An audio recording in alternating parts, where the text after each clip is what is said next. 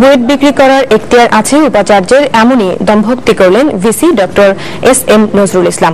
Channel 24 তার বিরুদ্ধে ওঠা বিভিন্ন অভিযোগ সম্পর্কে মতামত জানতে চাইলে তিনি এই দম্ভোক্তি করেন। বলেন, অযৌক্তিক আন্দোলন করছে শিক্ষক শিক্ষার্থীরা, তারা একটি অভিযোগও প্রমাণ করতে পারবে না বলে চ্যালেঞ্জ ছুড়ে দেন তিনি।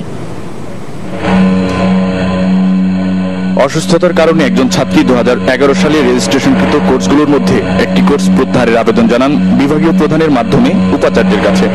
বিভাগীয় প্রধান সুপারিশও করেন এই আবেদনে। উপাচার্য বিধি অনুযায়ী ব্যবস্থা নেওয়ার নির্দেশ দেন, কিন্তু নিয়ম না থাকায় কোর্সটি প্রত্যাহার হয়নি।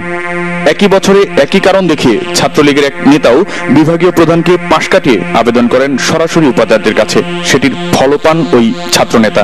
রেজিস্ট্রেশন ফর্মে WRE 419 কোর্সটি লেখা থাকলেও রেজাল্ট শিট থেকে উধাও, অর্থাৎ উপাচার্যের নির্দেশে ওই কোর্সটি তুলে নেওয়া হয়েছে।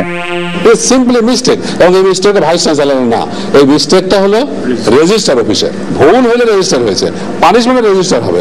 ভাইস চ্যান্সেলর কি আছে এখানে? বুয়েটের একটি ইনস্টিটিউট BRTC বিশ্ববিদ্যালয়ের ডেপুটি রেজিস্ট্রার কামাল আহমেদ উপ উপাচার্যের কাছে বুয়েটের নিয়মিত চাকরির বাইরে BRTCর পরামর্শক হিসেবে কাজ করার আবেদন করেন। নিয়মের বাইরে গিয়ে অনুমতিও দেওয়া হয় তাকে। ফ্রিল্যান্সার হিসেবে কাজ করার নিয়ম BRTCর মধ্যে নাই, এটা নজিরবিহীন, মানে এরকম ঘটনা আমার জানা মতে নাই আর কি। ভিসি স্যার এই সব কিছু করতে পারে, he can do anything, he can sell the university.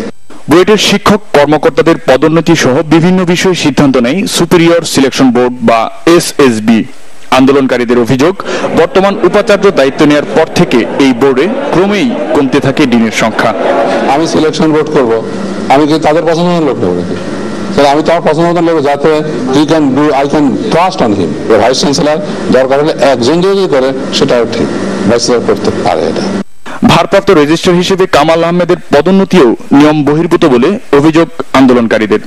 এই লোকটা একজন বঙ্গবন্ধু পরিষদের প্রেসিডেন্ট, এই জন্য সে আওয়ামী লীগ পন্থী লোক, যার জন্য তারা তাকে পছন্দ করে। সুনির্দিষ্ট এই চারটির বাইরেও আরো বেশ কিছু অভিযোগ রয়েছে আন্দোলনরত শিক্ষক কর্মকর্তা কর্মচারী ও শিক্ষার্থীদের। একটা তাদের অভিযোগ যদি প্রমাণ করতে পারে যেটা আমি ভুল করেছি, অন্যায় করেছি, আইন অনুযায়ী, আমাদের অর্ডিন্যান্স অনুযায়ী, তাহলে আমি চাকরি ছেড়ে দেবো। রনক হাসান, চ্যানেল 24, ঢাকা। এদিকে বুয়েটের শিক্ষক শিক্ষার্থীদের আন্দোলন